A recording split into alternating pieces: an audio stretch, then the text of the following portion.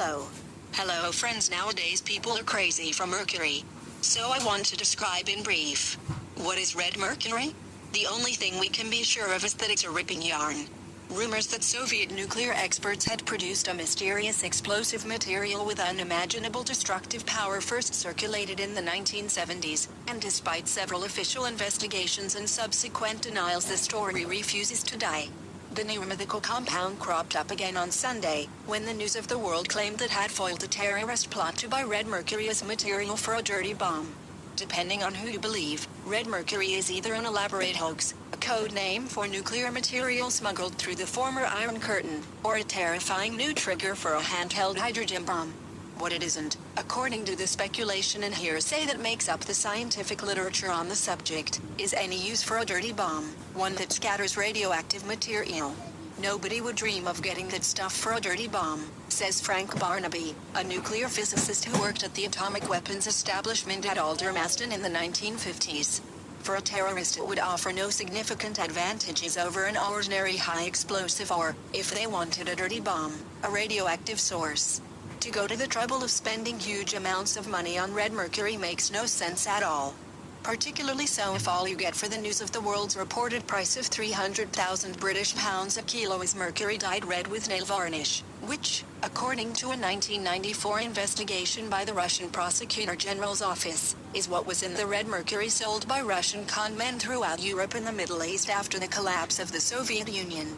Others, including Sam Cohen, the inventor of the neutron bomb, disagree, and Barnaby says there's evidence that the Soviets churned out vast quantities of mercury antimony oxide, the intermediate, and equally elusive, compound from which Red Mercury is supposedly produced by placing it inside a nuclear reactor.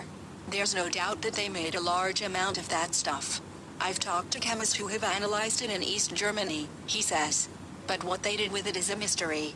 Some say the intermediate compound can multiply the yield of explosions and that it was used inside conventional Soviet nuclear weapons or as a rocket fuel additive.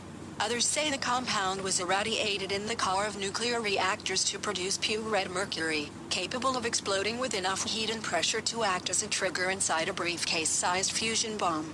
The International Atomic Energy Authority in Vienna takes a different view. Red mercury doesn't exist, a spokesman says. The whole thing is a bunch of malarkey.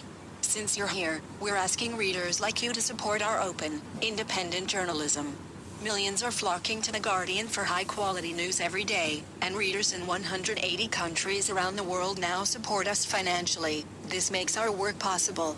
We believe every one of us deserves equal access to factual information and analysis that has authority and integrity. So, unlike many others, we keep Guardian journalism open for all, regardless of where they live or what they can afford to pay. The Guardian's independence means we investigate, interrogate and expose the actions of those in power, without fear. Our journalism is free from commercial and political bias, never influenced by billionaire owners or shareholders. This makes us different. We can give a voice to the oppressed and neglected, and stand in solidarity with those who are calling for a fairer future.